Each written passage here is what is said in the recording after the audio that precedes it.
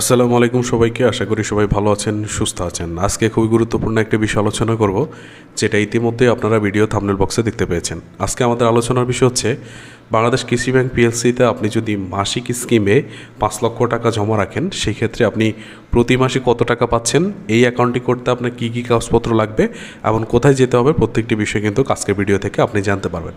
আপনারা জানেন যে ব্যাংকগুলোকে আপনারা যদি টাকা জমা রাখেন, সেই ক্ষেত্রে কিন্তু ব্যাংকগুলোতে দুই ধরনের স্কিমে টাকা জমা রাখা যায়। একটা হচ্ছে ফিক্সড ডিপোজিট মেয়াদি হিসাব, মানে হচ্ছে আপনি যদি ফিক্সড ডিপোজিট করেন সেটা মেয়াদি হিসাবে জমা রাখতে পারেন, সেটা হতে পারে 3 মাস, 6 মাস, 1 বছর পর্যন্ত। আবার আরেকটি ফিক্সড ডিপোজিট বা এফডিআর বলতে পারেন, সেটা হচ্ছে যে এককালীন আপনি 5 বছর অথবা 6 বছরের জন্য টাকা জমা রেখে প্রতি মাসে কিন্তু লাভ তুলতে পারবেন। এটা হচ্ছে আরেকটি এফডিআর সিস্টেম। তো আজকে আমরা আলোচনা করব, আপনি যদি এককালীন জমা রাখে, যেমন আপনি যদি 5 বছর বা 6 বছরের জন্য জমা রেখে প্রতি মাসে আপনি কত টাকা করে উত্তোলন করতে পারবেন মুনাফা বা লাভ হিসেবে, সেই বিষয়টি আজকে জানতে পারবেন।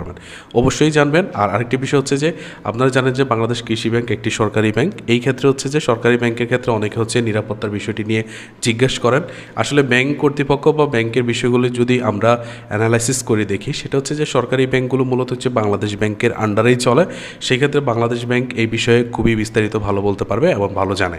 আর বেসরকারি ব্যাংকের ক্ষেত্রে অনেকে হচ্ছে জিজ্ঞেস করেন, সেই ক্ষেত্রেও অবশ্যই বাংলাদেশ ব্যাংক ভালো জানবে, কারণ হচ্ছে বাংলাদেশ ব্যাংকের আন্ডারে কিন্তু দেশের অন্যান্য বেসরকারি ব্যাংকগুলো চলে থাকে। ওকে, এবার হচ্ছে যে আমাদের আলোচনার বিষয়ে চলে যাচ্ছি। আমাদের আলোচনার বিষয় হচ্ছে বাংলাদেশ কৃষি ব্যাংক পিএলসিতে আপনি যদি 6 বছর মেয়াদি 5 লক্ষ টাকা রাখেন, সেক্ষেত্রে আপনি কত টাকা পাচ্ছেন। তো আমরা এখানে লিখেছি বাংলাদেশ কৃষি ব্যাংক পিএলসি বিকেবি মাসিক স্কিম। বিকেবি মানে হচ্ছে বাংলাদেশ কৃষি ব্যাংক সংক্ষেপ নাম, আর মেয়াদ হচ্ছে 6 বছর। আমরা আজকে যে স্কিমটি নিয়ে আলোচনা করছি, এটার মেয়াদ হচ্ছে মূলত 6 বছর পর্যন্ত। এখানে আপনি যদি দেখেন, আমরা হচ্ছে এখানে 1 লাখ টাকার হিসাবও দেখাবো এবং হচ্ছে 5 লক্ষ টাকার হিসাবও দেখাবো। এখানে হচ্ছে মূল টাকা মানে হচ্ছে যে আমি কত টাকা জমা রাখবো সেখানে, সেই টাকার হিসাব। আর রেট হচ্ছে 9% করে। আমরা এটা বাংলাদেশ কৃষি ব্যাংকের ওয়েবসাইট থেকে কালেকশন করেছি। তাদের নতুন যে হালনাগাদ রেট আছে, সেই রেট অনুযায়ী কিন্তু তারা 9% করে দিচ্ছে বর্তমানে। আর উৎসে কর হচ্ছে 15% ধরে নিয়েছি। উৎসে কর সাধারণত জানেন যে 15% অথবা 10% হয়ে থাকে।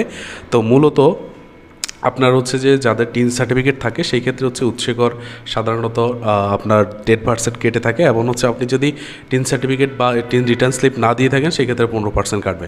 তো সেই ক্ষেত্রে অনেকের বেশিরভাগ সংখ্যক মানুষের কাছে টিন সার্টিফিকেট নেই।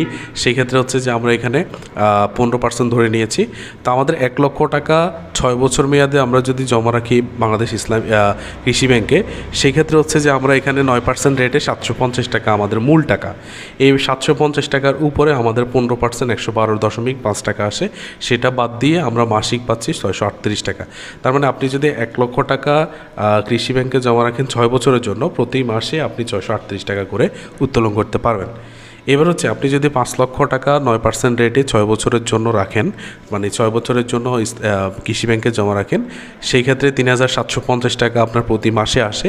এখান থেকে আপনার উৎসে কর 15% কাটা যাবে 562 টাকা। আর আপনি মাসিক প্রতি মাসে হাতে পাবেন 3188 টাকা। আশা করি এই ক্যালকুলেশনটি বুঝতে পেরেছেন। আর মূলত এখানে কিন্তু অনেকে হচ্ছে যে 6 বছরের জন্য হিসাবটি অবশ্যই দেখতে পাচ্ছেন। এখানে আপনি অবশ্যই মূল টাকাটি আপনি 6 বছর মেয়াদি জমা রাখতে হবে। এর বাইরে কিন্তু আপনি চাইলে কিন্তু যদি উত্তোলন করে ফেলেন, আবার অনেকে প্রশ্ন করতে পারেন যে আমার যদি যে কোনো কাজে প্রয়োজন হয়, সেক্ষেত্রে উত্তোলন করতে পারবো কিনা। আসলে ব্যাংক কর্তৃপক্ষ বলছে যে ব্যাংক চাহিদা মাত্র মানুষের বা গ্রাহকের টাকা দিতে বাধ্য থাকে। সেক্ষেত্রে অবশ্যই আপনি টাকা উত্তোলন করতে পারবেন, তবে আপনার সাথে ব্যাংকের যে চুক্তি 6 বছর ছিল এবং 6 বছরের টাকা জমা রাখার পরিপ্রেক্ষিতে আপনি কিন্তু এই মাসিক লাভগুলো পাচ্ছেন।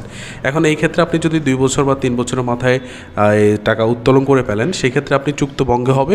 পাশাপাশি আরেকটা বিষয় হচ্ছে যে আপনি যে প্রফিটগুলো নিয়ে যাচ্ছেন, এটা মূলত কিন্তু তাদের একটি বাড়তি প্রফিট হিসেবে ধরা হবে। সেক্ষেত্রে প্রফিট অ্যাডজাস্টমেন্ট থেকে আপনার মূল টাকা থেকে কিছু টাকা কাটা যাবে, যদি আপনি 6 বছর মেয়াদের আগে উত্তোলন করে থাকেন। আরেকটি বিষয় হচ্ছে যে এখানে যে আপনি টাকা জমা রেখেছেন 6 বছর মেয়াদি, এই আসল টাকার উপরে, মানে মূল টাকার উপরে কিন্তু আপনি 80 থেকে 90% পর্যন্ত প্রয়োজনে লোন নিতে পারবেন। ওকে, এবার হচ্ছে যে এই অ্যাকাউন্টটি করতে আপনাকে কী কী কাগজপত্র নিতে হবে। তো এই অ্যাকাউন্টটি খোলার কাগজপত্র হচ্ছে গ্রাহক যার নামে আপনি অ্যাকাউন্টটি করতে চাচ্ছেন বা যিনি অ্যাকাউন্টটি করতে চাচ্ছেন তার জাতীয় পরিচয়পত্র ফটোকপি বা পাসপোর্ট, ড্রাইভিং লাইসেন্স, জন্ম নিবন্ধন, যে কোনো এই চারটির যে কোনো একটি ডকুমেন্টস আপনাকে অবশ্যই নিতে হবে। গ্রাহকের পাসপোর্ট সাইজের 2 কপি ছবি লাগবে। আর গ্রাহক যাকে মনোনীত নমিনি দিবে তার voter ID card, passport, driving licence অথবা জন্ম নিবন্ধন, এই 4টি ডকুমেন্টসের যে কোনো একটি ডকুমেন্টস আপনাকে অবশ্যই ফটোকপি নিতে হবে। আর নমিনির অবশ্যই পাসপোর্ট সাইজের 1 কপি ছবি প্রয়োজন হবে। তো এই ডকুমেন্টসগুলো নিয়ে বাংলাদেশের যে কোনো জায়গায়, আপনি জানেন যে বাংলাদেশ কৃষি ব্যাংক রয়েছে, আপনাদের নিজস্ব জেলাতে কৃষি ব্যাংক রয়েছে, সেই কৃষি ব্যাংকে গেলে কৃষি ব্যাংকের যে অফিসার আছে তিনি আরও বিস্তারিত বুঝিয়ে বলবে এবং এই কাগজপত্রগুলো নিয়ে গেলে আপনি সাথে সাথে করে আসতে পারবেন। এই ছিল বিস্তারিত।